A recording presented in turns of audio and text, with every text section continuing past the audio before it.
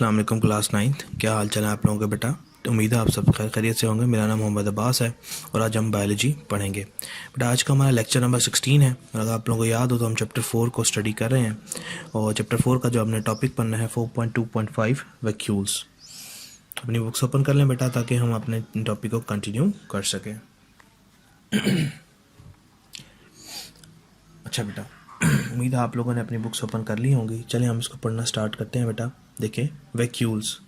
Vacuoles are fluid filled single membrane bound organelles. कहता है जो वैक्यूल्स हैं वो सिंगल मेम्ब्रेन बाउंडेड ऑर्गेनेलीज हैं। उनमें क्या फिल भरा होता है? एक फ्लूइड भरा होता है, कोई भी लिक्विड भरा होता है।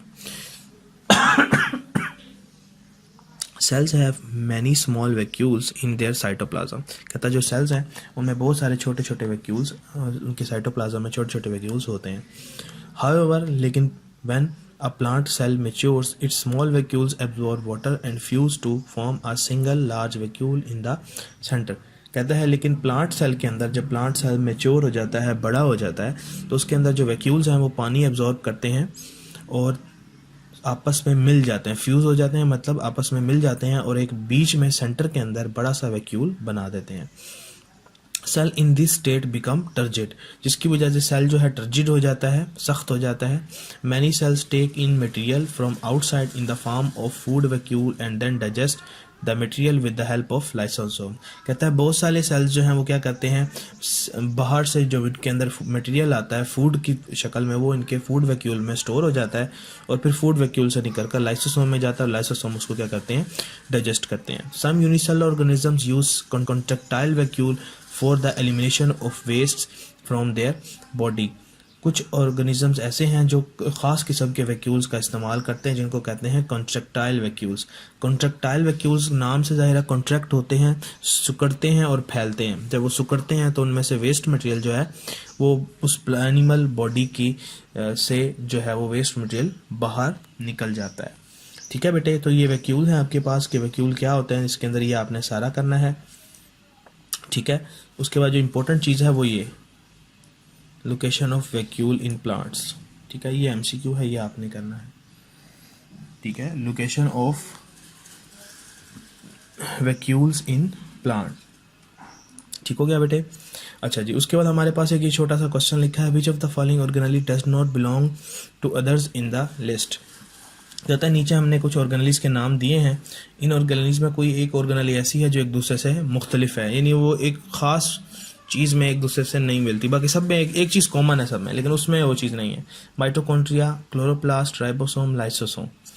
ठीक है, अगर हम सबसे पहले जो सिंपल सी बात है हम उसकी बात करें, वो होती है इनमें सेल मेम्ब्रेन है कि नहीं है। इसमें डबल मेम्ब्रेन होती है, माइटोकॉन्ड्रिया में सेल मेम्ब्रेन है, इसमें भी सेल मेम्ब्रेन है, इसमें मेम्ब्रेन नहीं है, इसमें कोई मेम्ब्रेन नहीं होती। लाइसोसोम भी मेम्ब्रेन बाउंडेड ऑर्गेनेलीज होती हैं।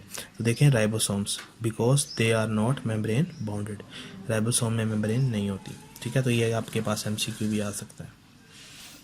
ठीक है, अच्छा जी, अब थोड़ा सा आप लोगों को पीछे से गाइड कर दूं। आप लोगों को याद होगा कि मैंने बताया था कि सेंट्रियोल्स भी आपने शॉर्ट क्वेश्चन में करना है।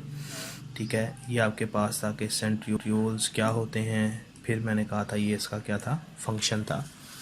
उसके बाद ऊपर चलें तो आप लोगों को याद हो लाइसोसोम्स।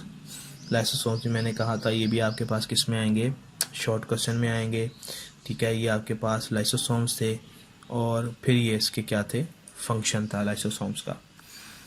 ठीक है, गोल्जी बॉडीज़ भी इसी तरह से, पहले आपने गोल्जी बॉडीज़ की डेफिनेशन लिखनी है कि गोल्जी बॉडीज़ क्या होते हैं। ठीक है, उसके बाद आपके पास आ गए कि गोल्जी वेसिकल्स क्या होते हैं। ठीक है, और फिर उसका क्या आ गया, फंक्शन आ गया। ठीक है, ये भी शॉर्ट क्वेश्चन में था। ये दोनों मैंने कहा था इन दोनों का डिफरेंस आता होता है, ये भी शॉर्ट क्वेश्चन में है। फिर मैंने कहा था कि प्लास्टिड जो हैं हमारे पास ये लॉन्ग क्वेश्चन है। ठीक है, माइटोकॉन्ड्रिया पे शॉर्ट क्वेश्चन आता है कि माइटोकॉन्ड्रिया क्या है, उसका फंक्शन आपने करना है। राइबोसोम्स का भी आपने फंक्शन करना है, शॉर्ट क्वेश्चन के लिए बहुत इंपॉर्टेंट है इसका फंक्शन। उसके बाद न्यूक्लियस मैंने कहा था सारा करना है, ये लॉन्ग क्वेश्चन है आपके पास। ठीक है, साइटोप्लाज्म भी शॉर्ट है, साइटोस्केलेटन भी शॉर्ट है। ठीक है, ये वाला मैंने कहा था सारा करना, ये निशान लगवाया हुआ आप लोगों को, ये लॉन्ग क्वेश्चन है, फ्लूइड मोज़ेक मॉडल। ठीक है बेटे, तो सेल वॉल ये भी लॉन्ग क्वेश्चन में आ सकता है, ठीक है। बाकी पीछे ये शॉर्ट क्वेश्चन है, सेल थ्योरी, ये सब सेलुलर स्ट्रक्चर्स क्या होते हैं, सेल थ्योरी क्या है, ठीक है। उसके बाद ये माइक्रोस्कोप, ये इसकी टाइप स्कैनिंग और ट्रांसमिशन इलेक्ट्रॉन माइक्रोस्कोप, ठीक है। उसके बाद ये इसमें से MCQs आते हैं ज़्यादा कि इसकी पावर रेजोल्यूशन बताएं, इसकी पावर रेजोल्यूशन बताएं, ठीक है। इसमें शॉर्ट क्वेश्चन ये है मैग्नीफिकेशन और रिजॉल्विंग पावर, ठीक है। ये मैं इसलिए बता रहा हूँ बेटा क्योंकि हमारा आज फर्स्ट हाफ जो है वो कंप्लीट हो गया है, ठीक है। तो हो सकता है कि आप लोगों का जल्दी कोई टेस्ट भी कंडक्ट करवा लिया जाए, तो इसी वजह से आप इसको अच्छे से याद कर लें, क्योंकि याद रखें आपका टेस्ट होने वाला है जल्दी, ठीक है बेटा। अपना ख्याल रखिएगा, अल्लाह हाफिज़।